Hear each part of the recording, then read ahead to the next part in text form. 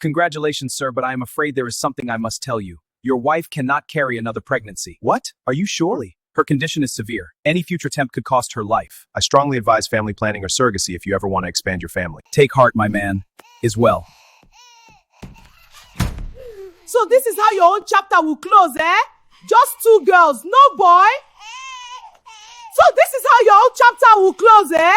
Who will carry our family name? Who will continue your father's lineage? Mom, please, not now. Anthony, you better start planning for another marriage because I must have a grandson. I don't care. I can't believe this. I'm leaving. Oh, shit, I'm here. All right, my love, I'm right here. Mommy, don't cry. I love you. I love you both so much. To understand Dad, how a why can't I family have can a male fall child? apart, you must first understand how it was built. Let's go back 10 years earlier. A dusty village road. A small boy, just 5 years old, stands in front of a modest home. Anthony lost his father when he was just 5 years old. Too young to grieve properly, too young to understand the weight of absence, but old enough to feel it every single day. His mother was everything, a traitor, a widow, a woman who refused to let her son's ending be written by poverty. She carried him and 1,000 burdens on the same two shoulders. Anthony was brilliant with his hands. He learned to cut hair at the local saloon and quickly became better than even his oga. But talent alone was not going to build a life. So his mother made the hardest decision a mother can make. She sold her late husband's old car, the last thing she had of him, and gave the money to her son. Anthony, your father had one dream before God took him. He wanted children, many of them. He was the only son of his mother. Life was never kind to him from childhood. He wanted to build a family, a lineage, something that would outlast him. Go to Lagos, build yourself, but when the time comes, marry early. Build your own family. Fulfill what your father could not. I will, Mama. I promise you I will. Go with strength, my son. The ancestors watch over you. I release you into the world, my most precious thing. Lagos, Lagos, Lagos. Go on, my son. Be safe. I wave on my car. Bye, my love.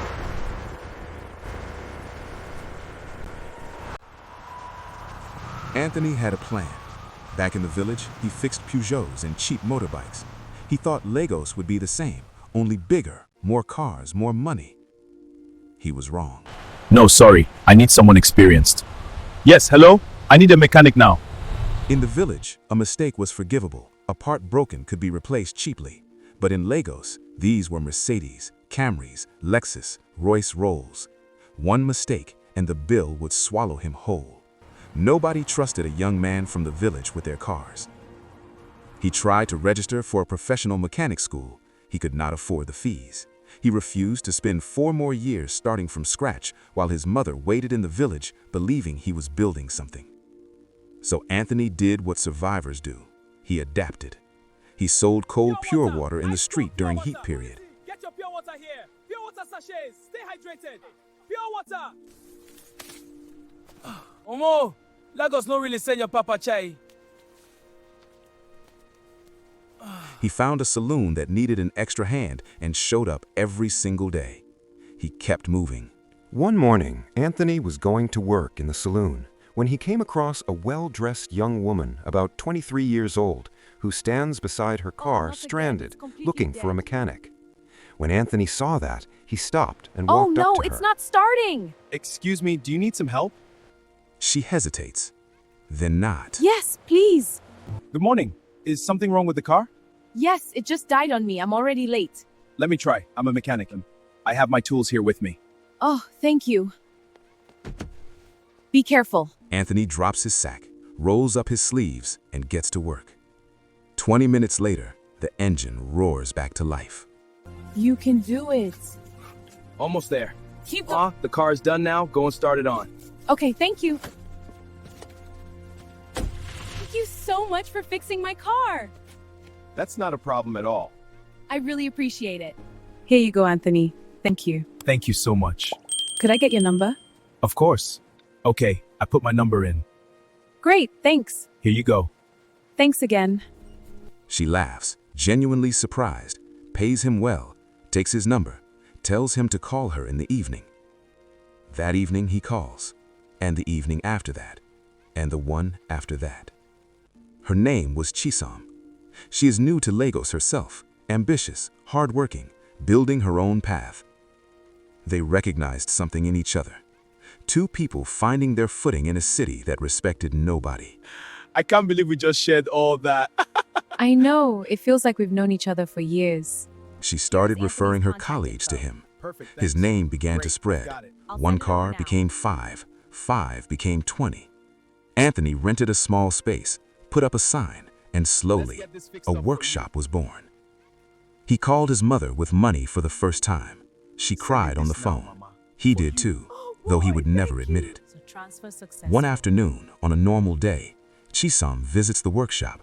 She sees the at cars you. lined up, I knew the it. workers, the I sign. always knew it. She smiles wide. 3 Thanks for years of coming, friendship, dear. of My laughter, pleasure. of shared Let struggle, me show you the of two workshop. people slowly falling in love without naming it. I can't believe we're finally Anthony here. married Every Chisom, moment with you and was worth the everything wait. she had, her savings, her connections, her belief in him, she poured into their life together. She opened her mother-in-law a big provision store back in the village. The whole family celebrated her. They called her a blessing. My daughter, welcome. I'm so happy. Let's dance and go inside. Yes, let's go. During the Birth of their first daughter, the family celebrates wildly, dancing, joy. Even the mother-in-law is genuinely happy. She had prayed the first child would be a girl.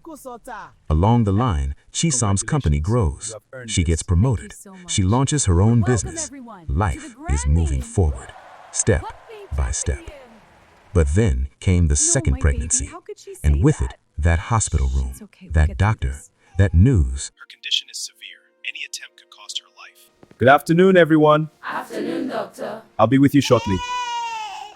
And those words from the mother-in-law that cut deeper than any diagnosis. What is it? Why are you looking at me like that? Mama, I was making pap for the baby. And so, I will be waiting here for you to feed that thing you call daughter before I eat. You better get used to serving real people in this house, or you will go back to your father's house. Barren woman. God, why me? Why can't I have a male child? Why are you disturbing the whole house? If you cannot control that thing you call a daughter, pack your load and go back to your father's compound. Some women cannot give their husband one son, and they are still here wasting space.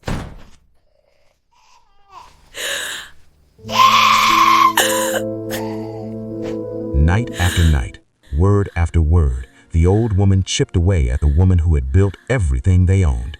And the worst part? Nobody in that house stopped to ask is this so whose hard? money built this house, I love you whose so name much. is on this business, whose hands carried this family when Anthony had nothing.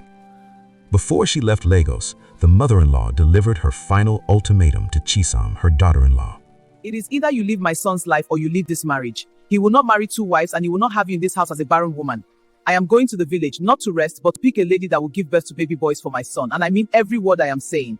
I am going to the village, not to rest, it to pick a lady that will give to baby boys for my son. And I mean every bit I am saying.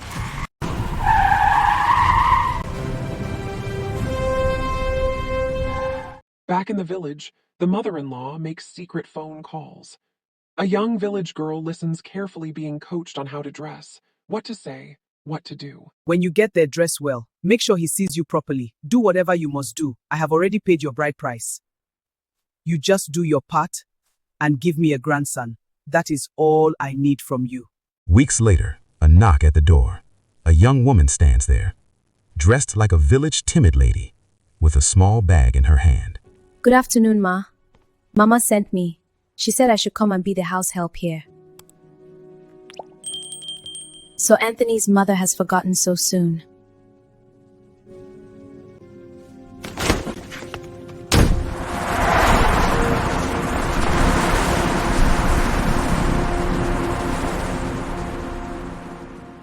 That night, while Anthony was discussing with his wife in the parlor, he called his mother on phone with the intention of telling her he didn't need any house help. But she didn't pick up her call. He's not picking up. Oh, honey, I have told her I don't need a maid or house help, so why is this person here? It's nothing. I'm here. Her mother had already said that he can't send the girl away that late evening, and that was the reason why she delayed the girl trip to Lagos to be late so she wouldn't be sent back that day.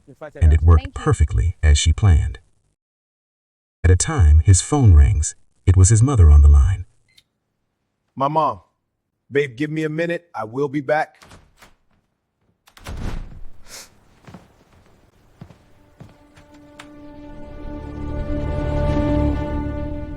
Anthony, that girl is your wife. Her bride price has already been paid.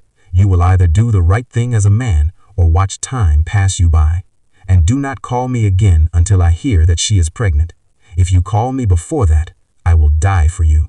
You hear me? I will die. Mama, I will never take a second wife. Never. I don't care what you say. And I will not secretly impregnate any woman either. I love my wife and he will not do this. Then I'm not. Then you are not a man. What kind of man has no son? Call me back when you have sense. What kind of problem is this? But truly I need a son.